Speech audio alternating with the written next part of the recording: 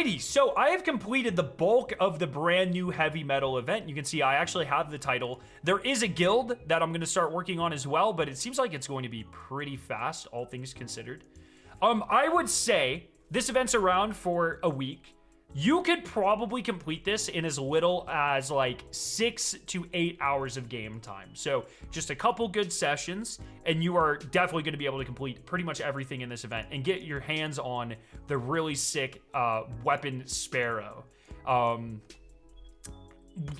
Let's talk about like the best ways to do that. So essentially we have this new screen here that is the new hub for events that really streamlines the entire experience. It's way better than the old event card system. And speaking of which, there is no event card.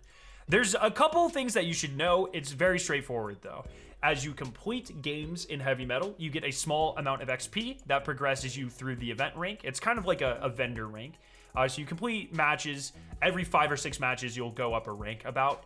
The main way though to get XP for the faction rep here, or the event rank, is going to be completing the quest that Shax gives you. And once you complete it, if you switch characters and talk to him, supposedly it gives you additional XP as well. So make sure you complete the quest on one character, you go talk to Shax on your other characters to get some free ranks there.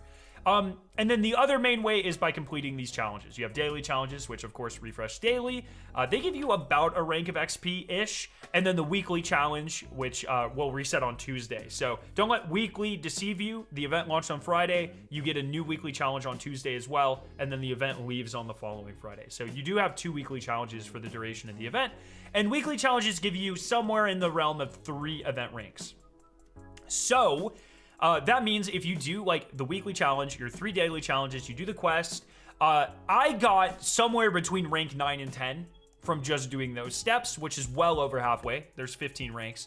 So if you play today for 3-ish hours, you complete everything you can. You wait until Tuesday, you play for a couple more hours. You should be done with the event if you are optimizing and you're playing fairly well. Not that bad, all things considered.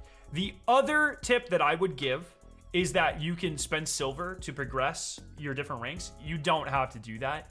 You can, if you have any amount of time, like I said, it's only a few hours to complete the entire thing based off of how it is now. I wouldn't recommend spending silver. I really don't think you have to unless you're on a time crunch. And we know the event is going to come back. We don't know if the Sparrow comes back with it. I imagine it would, but just keep that in mind. And then the third and final tip is we have these reroll chips. In game, it says they expire at the end of the event. In the TWAB, or the TWID as they're called nowadays, it specifically said that they are not going away. It says the event tokens, which we'll go over here in a second, they do go away, but the reroll chips here, reroll chips can be earned in the rank track. They do not expire with the event, so you can carry them over to the next event if you want. So I would recommend if you have extra time to play and earn those this time, or wait for the daily challenges to reset, don't spend your reroll chips. Because I can like spend them now here to even though I'm done with all my daily challenges, I can spend a reroll chip to like get another one today. But since they carry over to the next event, you can kind of hedge your bets. So you can spend less time grinding the next event, or if you're worried about not having enough time next time, you can make it so you can grind it out like in a single day instead of having to wait. So that's what I would recommend doing. From these, you also get this event currency.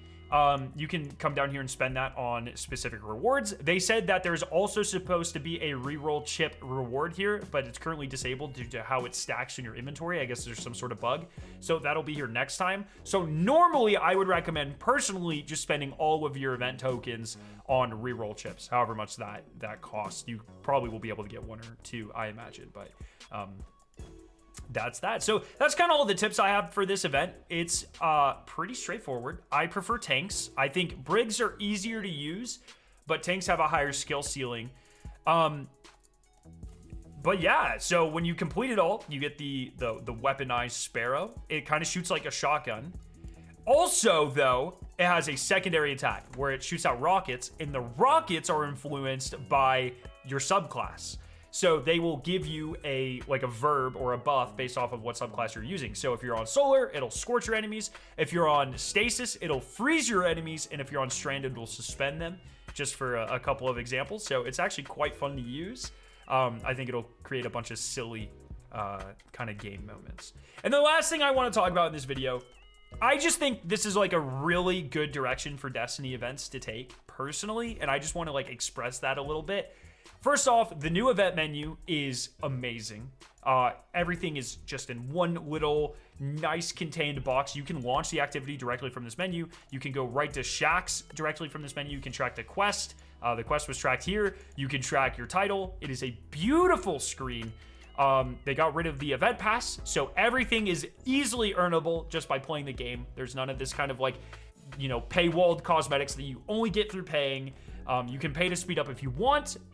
You definitely don't have to, and I would recommend not doing so if you have the time to put into this. And these shorter burst events, I just think are gonna get stale, like way slower. You're not gonna get burnt out having to grind 50,000 candy or whatever, 25,000 candy like you do in Festival of the Lost. You show up, you put a little bit of time over the course of a week into this, you earn the rewards, you get a cool, you know, exclusive reward for the time being, at least with the Griffin. And I think it's just so cool. I can't wait to see more of these. We know Arms Week is coming, which I think is going to be this sort of event as well. I imagine they're going to be making more. And I just think these shorter events that are more experimental, a lot more fun, kind of silly, and have their own like unique rewards, I think it's a great direction for the game to go in, compared to always having Solstice, always having Dawning, and these sorts of things, which I think are also still going to exist, but I like these way better. The other thing, a lot of people are saying this event isn't rewarding enough.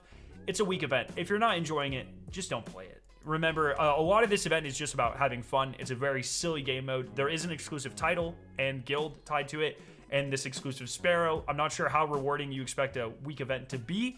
There's also weapons you can grind out. None of them really you know, interest me that much, but you can grind out the Lotus Eater, the Cruiris or whatever, the Boondoggle, and the Palindrome. You can get random rolls of those specifically from the engrams, but this is just mostly about having fun. And I think it is a really well-structured event. I think it's more consumer-friendly compared to other events, and I think it's pretty cool. So get out there, grind it. If you are interested in more content, make sure to subscribe, and I'm interested to know your thoughts about this event down below. See ya.